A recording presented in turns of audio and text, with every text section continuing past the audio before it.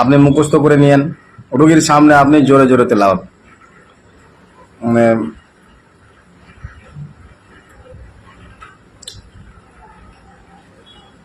স্ট্যান্ডটা একটু গন্ডগোল করছে, দাঁড়ান। এবার লেখা শুরু করেন হযরত। তো সূরা বাকারার এই 2 আয়াতগুলোকে আপনি জোরে জোরে তেলাওয়াত করবেন রুগীর কানের কাছে গিয়ে। রুগীর শরীরে থাকা জিন, বাইরে থাকা জিন, যতগুলো জিন, কুফরি, বান, টোটকা, মহান রব্বুল আলামিনের হুকুমে সবগুলো শরীরে চলে আসবে। লিখুন আপনি। হযরত, বিষয়টা হয়েছে কি জানেন, যেগুলো হচ্ছে জিনকে হাজির করানোর পদ্ধতি, মানে আপনি যে কোনো মুহূর্তে যে কোনো সময় রুগীর শরীরে জিনকে হাজির করাতে পারবেন নিমিষে, খুব দ্রুত।